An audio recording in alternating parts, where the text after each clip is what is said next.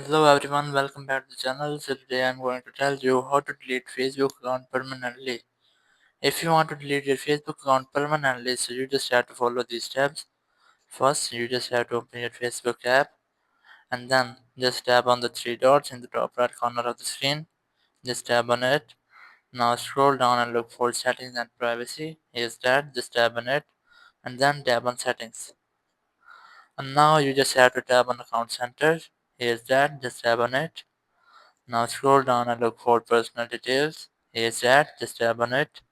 And here's the option of account ownership and control. Just tap on it. And here, just tap on deactivation or deletion of account. Just tap on it. Then select your Facebook account. And now you just have two options to deactivate your account and delete your account. If you want to deactivate your account for some time, so you just have to select the first. And if you want to delete your account permanently, so just select the second option and tap on continue. After that, you just have to select your reason and then tap on continue. And after tapping on continue, your account will be successfully deleted from Facebook app. Thank you very much for watching the video. Until next video, bye bye.